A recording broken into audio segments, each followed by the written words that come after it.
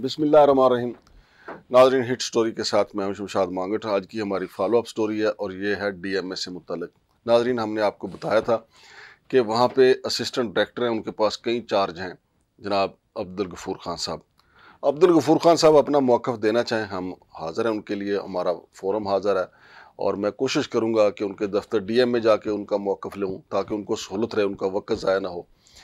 मेरे साथ स्टूडियो में मौजूद हैं जनाब डॉक्टर गुलाम सरवर संधू साहब। उनसे हम जानेंगे कि एक ऑर्डर हुआ था सीडीए में, चूँकि ये बुनियादी तौर पे तो सीडीए के मुलाजम हैं, फिर ये एमसीआई में पक्के पक्के किस तरह आ गए।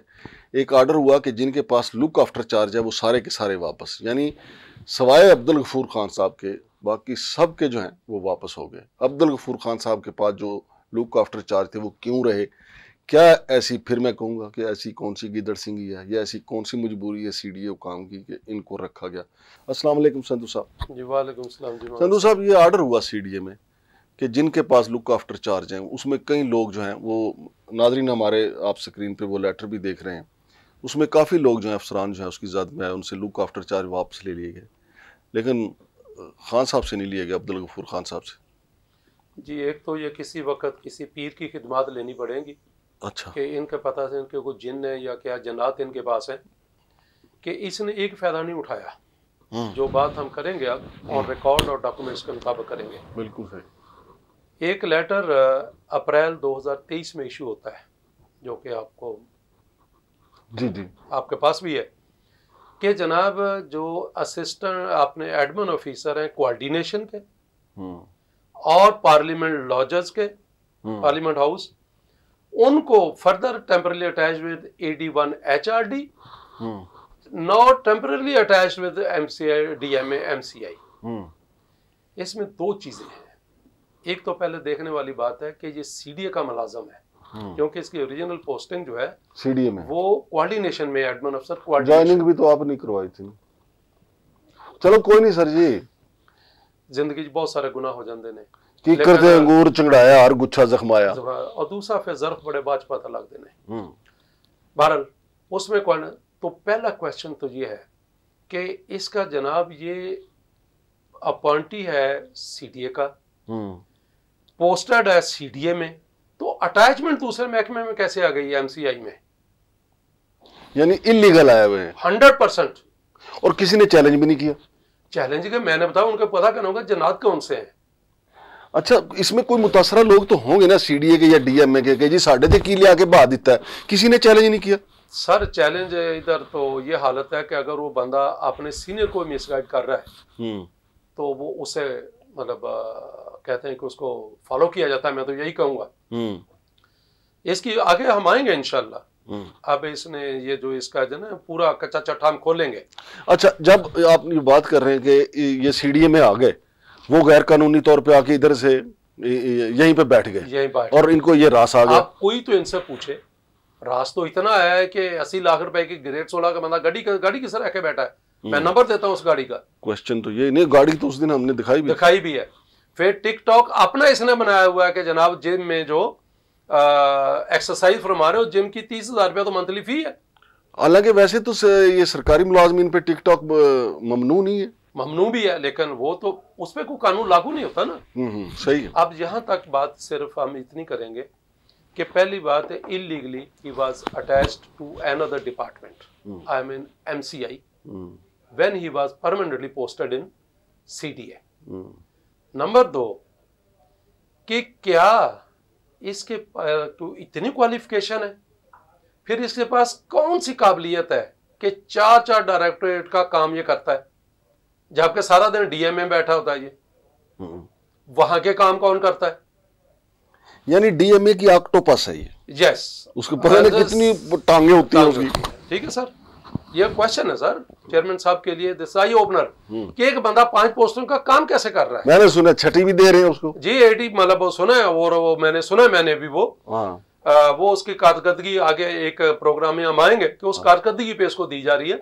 अगर दी जा रही है तो वो कारकर्दगी से पहले देख लें जरा, मतलब वो हम सामने रखेंगे। इसके बाद सर दिसंबर 2023 में एक लेटर निकलता है, वो भी आपके पास है, जिसमें कहा जाता है कि जनाब जितने भी इस तरह के चार्जेस हैं, चाहे हर पोस्ट के चाहे अटैचमेंट है या पैरेलल पोस्ट के हैं, वो सारे के सारे कैंसिल किए जाते हैं। इसके तो नहीं कैंसिल हुए, सही, ये वही सब कुछ लेके बैठा हुआ है। बल्कि जो एडिशनल चार्ज मिले हुए हैं, जहां पे टेम्परेरी अटैचमेंट है, वो सारा दिन उधर होता है। अब आगे आ जाए कि एक जनाब की रीडेजिग्नेशन हुई सीनियर ऑडिटर से एडमिन ऑफिसर, जिसको हम कहते हैं कैडर चेंज होना, कैडर चेंज होना, अच्छा, और रीडेजिग्नेशन होना। उसके लिए अपग्रेडेशन, इन सब की एक कमेटी बनी 2017 में। नहीं, ये सीनियर एडिटर कहाँ पे थे? सीडीएम? ये सीडीएम में थे, फाइनेंस अकाउंट्स कैडर में। तो आप ये माशाल्लाह जनरल कैडर में है। अच्छा, तो ये चेंज ऑफ कैडर भी है, रीडेजिग्नेशन भी है। अच्छा, वहां पे एक मार्च में कमेटी बनी, उन्होंने जो लिस्ट दी, उस लिस्ट के 22 नंबर सीरियल नंबर पे जनाब का नाम है, और उनके आगे जो कमेंट्स लिखे हुए हैं वो लिखे हुए हैं कि जब इनको रीडेजिग्नेट किया गया, कैडर चेंज किया गया, तो जो ट्रू प्रोसेस ऑफ लॉ है वो अडॉप्ट नहीं किया गया। उसी कमेटी की रिकमेंडेशन है, लास्ट पैरा उस लेटर में कंक्लूजन में लिखा हुआ है कि सिर्फ एक बंदे का केस सही हुआ था, वो अली मुर्तजा का। सही, बाकी जितने केसेस हैं इनमें वो जो ड्यू कोर्स ऑफ लॉ था, प्रोसेस था, वो अडॉप्ट नहीं किया गया।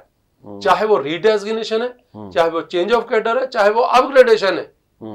और साथ उन्होंने जो अगली लाइन लिखी थी, लेटर भी आपके पास है, आप दिखा सकते हैं, कि जनाब इन सब को डी नोटिफाइड किया जाए। ये किसने लिखा डी नोटिफाइड? उस कमेटी ने। कमेटी ने लिखा कि जितनी भी ऐसे रीडेजिग्नेशन है, चेंज ऑफ कैडर है, अपग्रेडेशन है, इनको डी नोटिफाई किया जाए। तो वो किधर गई फिर वो रिकमेंडेशन जो है? सर, इस अकेले के पास जिन है, तो मैं तो इसी की बात करूंगा। मतलब है कि देखे, मेरा ख्याल है कि 1 एकड़ का फासला है बीच में सीडीए और डीएमए के दरमियान, जी, कि वो ऑर्डर यहाँ तक नहीं पहुंच पाया डीएमए तक, और शायद पहुंचे भी ना 6 साल नहीं, जो अब तक नहीं पहुंचा। तो लेकिन वो क्लेम करता है ना, हाँ, वो क्लेम करता है कि मेरे प्रेस वालों से बड़े ताल्लुकात है।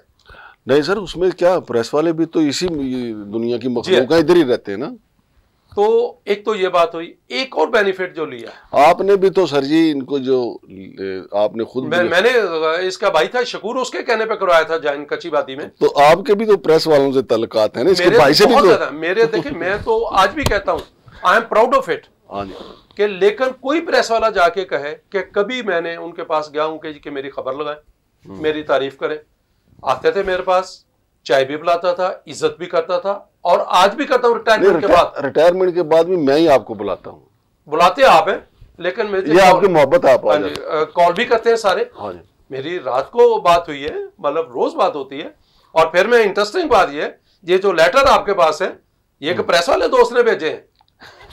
मैं सही बता रहा हूँ आपको। अच्छा, मैंने समझा सीडीए से आपने लिया। ना, मैं सर आपको जब से रिटायर हुआ हूँ, मेरा ख्याल 3 साल में, मेरा ख्याल है कि मैं हार्डली को 2 दफा सीडीए में गया हूँ, वो भी किसी मीटिंग। अच्छा संधू साहब, ये जो आपने लेटर दिए हैं मुझे, इस पे अगर मैं अब्दुल गफूर खान साहब का मौक़िफ़ चलाऊं, आपको तो कोई इतराज नहीं है? मुझे कोई इतराज नहीं, जो लेटर सामने रखें, इसके ऊपर उनका मौका लेना चाहिए ना। लेना चाहिए, बिल्कुल लें आप। सही। और ये लेटर गफूर खान का नहीं है, ये इन टोटलिटी लेटर सीडीए के इशू है, और उसमें गफूर साहब का एक तो 22 नंबर, उसमें जो सीरियल नंबर मैंने आपको बताया, उसका कमेंट्स, फिर उनकी जो रिपोर्ट है फेडरल फंडिंग कमेटी की, उसमें लिखा हुआ है कि सिवाय केस के बाकी किसी में भी ड्यू प्रोसेस ऑफ लॉ जो है वो फॉलो नहीं किया गया, कंप्लाई विद नहीं किया गया, और उसको उन्होंने रिकमेंड किया कि इनको डी नोटिफाई किया जाए।